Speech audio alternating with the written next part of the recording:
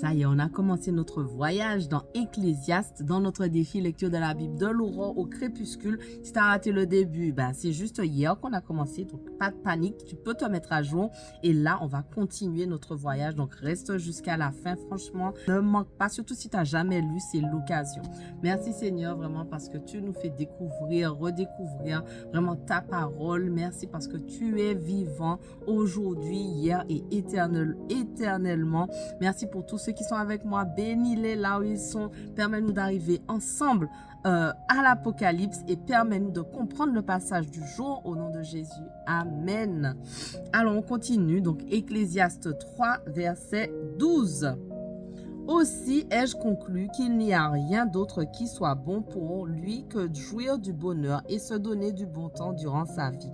Car si quelqu'un peut manger et boire et jouir du bonheur au milieu de son dur labeur, c'est un don de Dieu. Je sais que tout ce que Dieu fait demeurera toujours. Il n'y a rien à y ajouter et rien à en retrancher. Et Dieu l'a fait ainsi pour qu'on le révère. Ce qui est aujourd'hui a déjà été dans le passé et ce qui sera dans l'avenir a déjà été, et Dieu fait revenir ce qui a disparu. J'ai encore constaté autre chose sous le soleil. À la place du droit, il y a la méchanceté, et à la place de la justice, il y a la méchanceté. Je me suis dit en moi-même, Dieu jugera le juste et l'injuste, car pour chaque chose et pour chaque acte, il y a un temps pour le jugement. Je me suis dit en moi-même que Dieu éprouve les hommes afin de leur montrer qu'ils ne valent guère mieux que les bêtes. Car après tout, le sort des humains est identique à celui des bêtes. Ils meurent les uns comme les autres. Un même souffle les anime tous. L'homme n'a aucun avantage sur l'animal car tout passe. Tout va vers une même destination. Tout a été tiré de la poussière et tout retourne à l'état de poussière. Qui peut dire ce qu'est l'esprit de l'homme, celui qui se dirige vers le haut, et ce qu'est le souffle de la bête, celui qui descend en dessous de la terre? J'ai compris qu'il n'y a pour l'homme rien de bon, sinon de jouir de ses œuvres, car telle est la part qui lui revient. En effet, qui donc le fera revenir pour qu'il voie ce qui sera après lui? Ecclésiaste 4. Puis j'ai tourné mes regards vers toutes les oppressions qui se pratiquent sous le soleil. Les opprimés versent des larmes et il n'y a personne pour les consoler.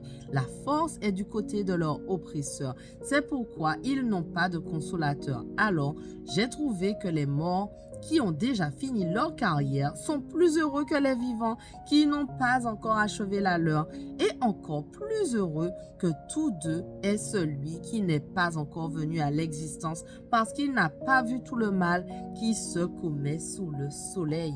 J'ai aussi constaté que tout labeur et que toute habileté que les hommes mettent à leurs œuvres sont motivés par la rivalité des uns envers les autres. Cela aussi est dérisoire. Autant courir après le vent.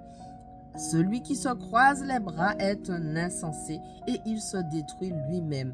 Il vaut mieux une main pleine de repos que deux mains pleines de travail à courir ainsi après le vent.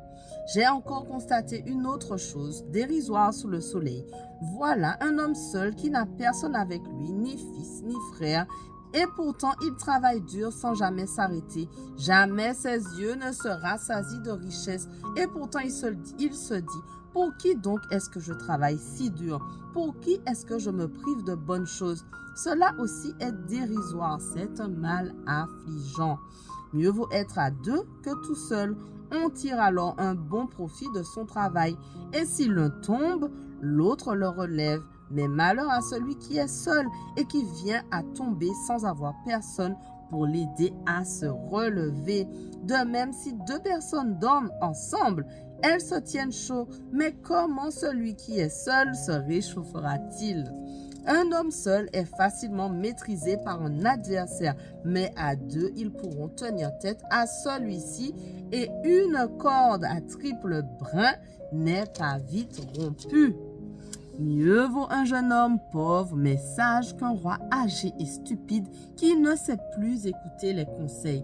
Mais que le jeune successeur soit né pauvre, qu'il soit même sorti de prison pour accéder au trône, j'ai constaté que tous les humains qui vivent sous le soleil se rallient à lui lorsqu'il prend la place du roi. Il n'y a pas de fin au cortège de tout ce peuple dont il a pris la tête. Et pourtant, la génération suivante ne se félicitera pas davantage d'avoir un tel roi. Cela encore est dérisoire, autant courir après le vent. Veille bien sur tes pas lorsque tu te rends au sanctuaire de Dieu.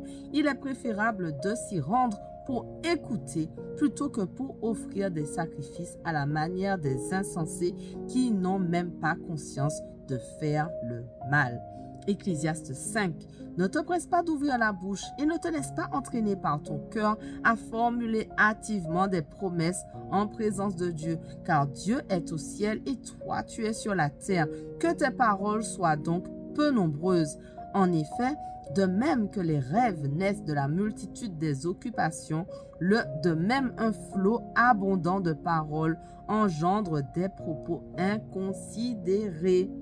Si tu as fait un vœu à Dieu, accomplis-le sans tarder, car les insensés déplaisent à Dieu. Ce que tu as promis, tiens-le. Il vaut mieux ne pas faire de vœu qu'en faire et ne pas s'en acquitter. Ne laisse pas tes paroles te charger d'une faute et ne va pas dire aux représentants de Dieu « Mon vœu était une erreur ». Pourquoi irriter Dieu par tes paroles et faire échouer tes entreprises? Car beaucoup de vaines rêveries aboutissent à beaucoup de paroles en l'air. C'est pourquoi éprouve un grand respect pour Dieu. Si tu vois dans une région que les pauvres sont opprimés, que la justice et le droit sont bafoués, ne t'étonne pas trop de la chose, car chaque fonctionnaire est subordonné à un supérieur et au-dessus d'eux, il y a encore des supérieurs hiérarchiques. Malgré tout, c'est encore un avantage pour un peuple d'avoir un roi qui règne sur un champ bien cultivé et auquel le pays reste soumis. Qui aime l'argent n'en aura jamais assez et qui se complaît dans l'abondance ne sera jamais satisfait de ses revenus. Cela encore est dérisoire. Plus on possède de biens, plus se multiplient les profiteurs. Et quel avantage en tirent leurs possesseurs si ce n'est le spectacle qu'ils lui offrent?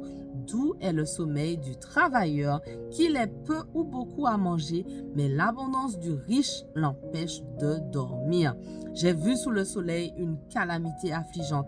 Il arrive que les richesses conservées par un homme fassent son malheur, qu'elles viennent à se perdre à cause de quelques mauvaises affaires et il ne lui en reste rien lorsqu'il met un fils au monde. Il est sorti nu du sein de sa mère et il partira comme il est venu, sans emporter dans ses mains une miette du fruit de son labeur. Qu'il reparte comme il était venu est aussi un mal affligeant. Quel avantage y a-t-il donc à travailler ainsi pour du vent? Sa vie durant, ses jours s'écoulent bien sombres, plein de chagrin, de souffrance et d'amertume. Voici ce que j'ai constaté. Le bonheur qui convient à l'homme est de manger, de boire et de jouir de ce qui est bon au milieu de son travail qui lui donne tant de peine sous le soleil pendant les jours que Dieu lui donne à vivre. C'est là ce qui lui revient. En effet, si Dieu donne à un homme des richesses et des biens, et s'il lui accorde la possibilité d'en profiter, de retirer ce qui lui revient et de trouver de la joie dans son travail, c'est un don de Dieu. Car lorsque Dieu remplit son cœur de joie, cet homme ne s'appesantit pas sur sa vie. Ecclésiaste 6. J'ai constaté qu'il y a un mal sous le soleil et ce mal est grand pour les hommes. Voilà quelqu'un à qui Dieu a donné richesse, bien et honneur, si bien qu'il ne lui manque rien de ce qu'il désire. Mais Dieu ne lui donne pas la possibilité d'en profiter et c'est un autre qui en profitera.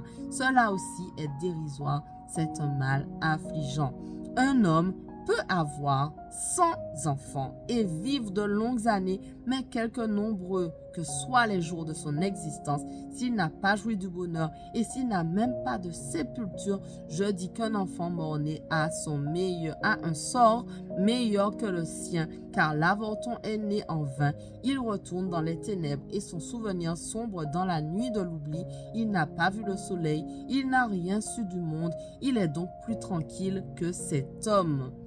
Voilà, notre passage du jour touche à sa fin. C'est intéressant, franchement. Donc, touche à sa fin, mais on continue dès demain. On ne lâche rien. Allez, sois bénis.